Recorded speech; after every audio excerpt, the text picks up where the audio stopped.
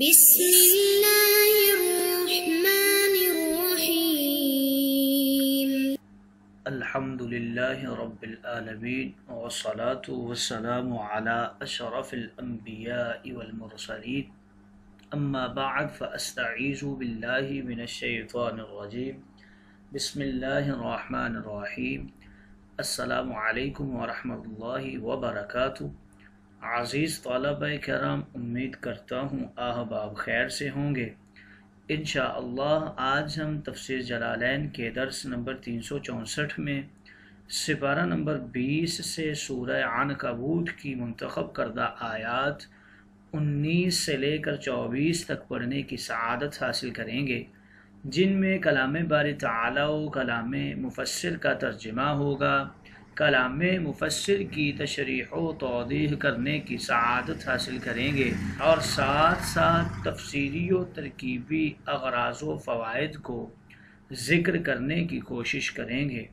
تو آئیے طلبہ کرام بلا تاخیر بڑھتے ہیں اپنے آج کے درس کی طرف۔ بسم اللہ الرحمن الرحیم۔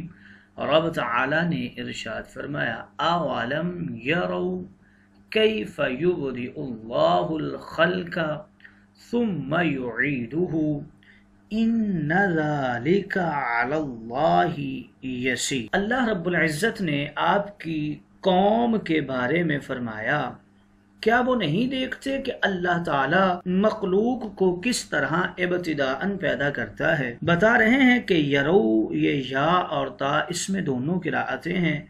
یبدئ کے حوالے سے بتا رہے ہیں کہ اول کے ضمہ کے ساتھ اور اول کے فتح کے ساتھ دونوں طرح اسے پڑھا گیا ہے، یعنی یبدئ بھی پڑھا گیا ہے اور یبدئ بھی پڑھا گیا ہے۔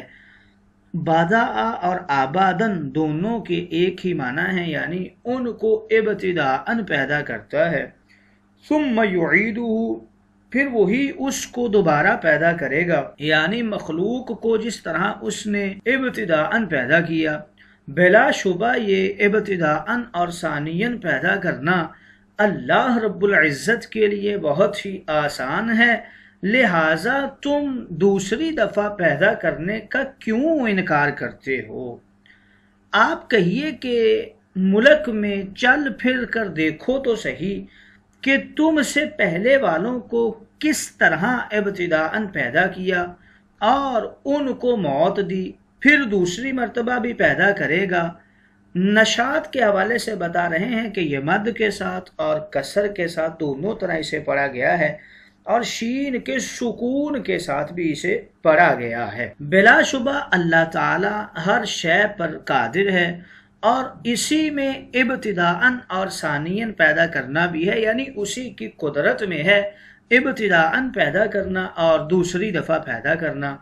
جس کو چاہے عذاب دینا چاہے عذاب دے دے اور جس پر رحم کرنا چاہے رحم کرے، سب اسی کی طرف لوٹائے جاؤ گے۔ اور نہ تو تم اپنے رب کو تمہارے پکڑنے سے زمین میں عاجز کر سکتے ہو اور نہ آسمان میں۔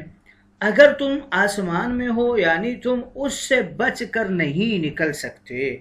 اللہ کے سوا نہ تمہارا کوئی ولی ہے کہ اس سے تم کو بچا سکے اور نہ کوئی مددگار ہے کہ تمہاری اس کے عذاب سے مدد کر سکے۔ والذین کفروا بآیات اللہ ولقائہ، جو لوگ اللہ کی آیتوں اور اس کی ملاقات کو بھولے ہوئے ہیں، یعنی قرآن کو اور بعث بعد الموت کو، یہ لوگ میری رحمت سے نا امید ہوں گے اور ان کے لیے دردناک عذاب ہوگا۔ اللہ تعالیٰ نے حضرت ابراہیم علیہ السلام کے قصہ میں فرمایا تو ان کی قوم کے پاس سوائے اس کے کوئی جواب نہیں تھا کہ کہنے لگے اقتلوہ او حرقوہ فانجاہ اللہ من النار، کہ ان کو یا تو قتل کر ڈالو یا ان کو جلا دو۔ آخر اللہ نے ان کو اس آگ سے بچا لیا جس میں ان کو ڈالا تھا، اس طریقہ سے کہ اس آگ کو ابراہیم پر ٹھنڈی اور سلامتی والی بنا دیا۔ بلا شبہ اس میں یعنی ابراہیم کو آگ سے نجات دینے میں کئی نشانیاں ہیں۔ ان نشانیوں میں سے ایک اس آگ کا باوجود اس کے عظیم ہونے کے حضرت ابراہیم پر اثر نہ کرنا اور اس کا بجھ جانا، اور اس آگ کی جگہ قلیل مدت میں گلستان کا پیدا ہو جانا۔ ایمان والوں کے لیے اس میں نشانیاں ہیں، یعنی اللہ کی توحید اور اس کی قدرت کی تصدیق کرنے والوں کے لیے، اس لیے کہ یہی لوگ نشانیوں سے نفع حاصل کرنے والے ہیں۔ آئیے طلبہ کرام ترجمہ کے بعد بڑھتے ہیں آج کے درس کی تشریح و توضیح کی طرف۔ اللہ رب العزت نے ارشاد فرمایا، کیا انہوں نے یہ نہیں دیکھا کہ کس طرح اللہ نے ابتداءً مخلوق کو پیدا کیا، پھر وہ اس کو دوبارہ پیدا کرے گا، بے شک یہ اللہ پر بڑا آسان ہے۔ آپ کا یہ کہ تم زمین میں سفر کرو، پس غور کرو کس طرح اللہ نے ابتداءً مخلوق کو پیدا کیا، پھر اللہ دوسری بار نئی پیدائش کرے گا، بے شک اللہ ہر چیز پر قادر ہے۔ وہ جس کو چاہتا ہے عذاب دیتا ہے اور جس پر چاہتا ہے رحم فرماتا ہے، اور تم اسی کی طرف لوٹائے جاؤ گے، اور تم اللہ کو زمین میں عاجز کرنے والے نہیں ہو اور نہ آسمان میں، اور اللہ کو چھوڑ کر تمہارے لیے نہ کوئی دوست ہوگا نہ کوئی مددگار ہوگا۔ انما تعبدون من دون اللہ، سورہ عنکبوت کی اس آیت مقدسہ سے اللہ رب العزت اپنی الوہیت کو ثابت فرما رہا ہے، اور وما علی الرسول الا البلاغ اس آیت مقدسہ سے رسالت کو ثابت فرمایا ہے، اور اب اولم یروا کیف یبدئ اللہ الخلق اس آیت مقدسہ سے رب تعالی حشر، نشر اور آخرت کو ثابت فرما رہے ہیں۔ اس آیت مقدسہ میں فرمایا، کیا انہوں نے یہ نہیں دیکھا کہ کس طرح اللہ تعالیٰ نے ابتداءً مخلوق کو پیدا کیا؟ اس پر اعتراض یہ ہے کہ لوگوں نے کب دیکھا ہے اور کب مشاہدہ کیا ہے کس طرح اللہ نے ابتداءً مخلوق کو پیدا کیا؟ اس کا جواب یہ دیتے ہیں کہ لوگوں کو بدایتاً معلوم ہے کہ اس مخلوق کو ابتداءً کسی مخلوق نے پیدا نہیں کیا، کیونکہ مخلوق تو خود اپنے وجود اور ظہور میں کسی خالق کی محتاج ہے، اور ضروری ہے کہ اس مخلوق کا خالق ممکن اور حادث نہ ہو، کیونکہ ممکن اور حادث تو اپنے حدوث میں کسی محدث کا محتاج ہوتا ہے۔ اس لیے ضروری ہے کہ اس کا خالق واجب اور قدیم ہو، اور وہی اللہ ہے، اور یہ اتنا جلی اور ظاہر ہے کہ اللہ تعالیٰ نے اس کو مشاہدہ اور دیکھنے سے تعبیر فرمایا ہے۔ اور جب یہ لوگ بدایتاً جانتے ہیں کہ ابتداءً اس مخلوق کو پیدا کرنے والا اللہ ہے، تو پھر دوبارہ پیدا کرنا اس کے لیے کیوں بعید ہے؟ جب اللہ تعالیٰ نے اس کائنات کو ابتداءً پیدا کیا تو وہ اس کو فنا کرنے کے بعد دوبارہ پیدا کرنے پر بھی قادر ہے۔ پھر حضرت ابراہیم علیہ السلام نے لوگوں کو رہنمائی فرمائی کہ اللہ تعالیٰ نے آفاق میں جو نشانیاں پیدا کی ہیں ان کے اوپر غور کرو۔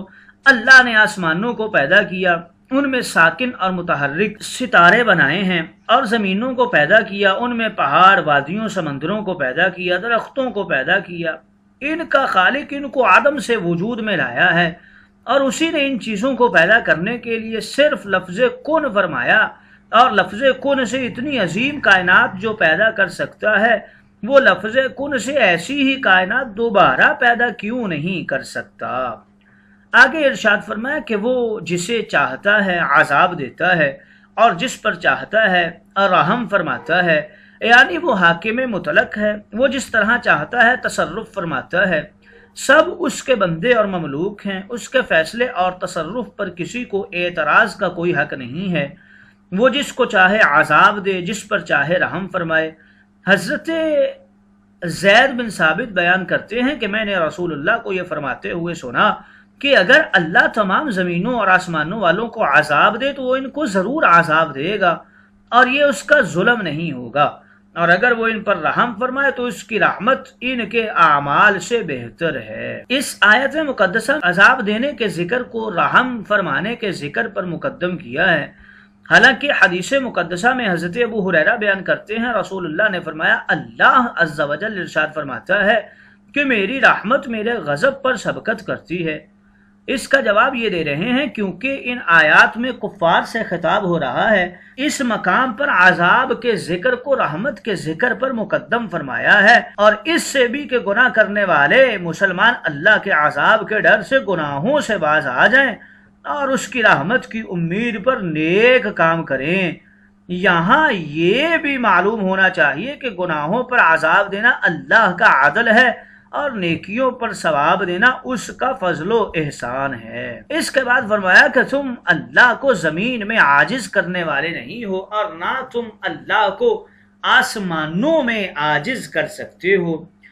اس سے پہلے کفار کو عذاب دینے کا ذکر فرمایا تھا، اور عذاب سے نجات یا تو اس طرح ہو سکتی ہے کہ انسان عذاب دینے والے کی پہنچ سے بھاگ جائے اور اس کی گرفت سے باہر نکل جائے، اور یا اس کا مقابلہ کر کے اس کو زیر کر دے۔ اللہ تعالیٰ نے ان دونوں صورتوں کا رد فرما دیا کہ تم اس سے بھاگ کر زمین میں جا بھی کہیں نہیں سکتے، اور نہ تم میں اتنی طاقت ہے کہ تم اپنی طاقت کے ذریعے اللہ تعالیٰ کو روک سکو، اور نہ ہی اس کے مقابلے میں تمہارا کوئی دوست ہے جو تمہیں اللہ کے عذاب سے روک سکے گا اور تمہاری مدد کر سکے گا۔ آگے ارشاد فرمایا وَالَّذِينَ كَفَرُوا بِآيَاتِ اللَّهِ وَلِقَائِهِ، اور جن لوگوں نے اللہ کی آیتوں اور اس سے ملاقات کا انکار کیا وہ میری رحمت سے مایوس ہو گئے، اور ان لوگوں کے لیے دردناک عذاب ہے۔ سو ابراہیم کی قوم کا صرف یہ جواب تھا کہ اس کو قتل کر دو یا اس کو جلا ڈالو، تو اللہ تعالیٰ نے اس کو آگ سے بچا لیا۔ بے شک اس میں ایمان والوں کے لیے ضرور نشانیاں ہیں۔ اس آیت کی تفسیر میں دو قول ہیں۔ پہلا قول یہ ہے کہ یہ آیت حضرت ابراہیم کے وعظ کا ہی ایک حصہ ہے۔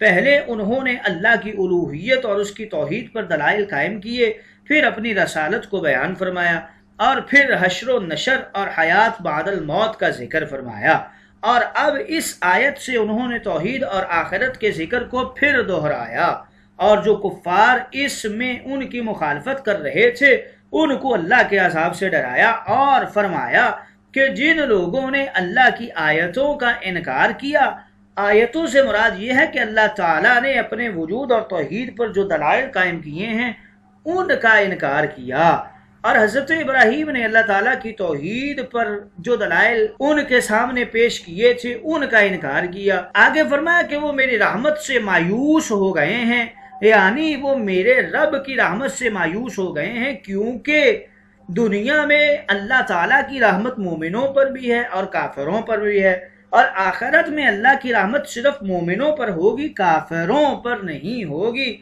سو آخرت میں کافر اللہ کی رحمت سے مایوس ہو جائیں گے، ہر چند کے ان کا مایوس ہونا آخرت میں متحقق ہوگا، لیکن اس کا وقوع اور تحقق یقینی ہے۔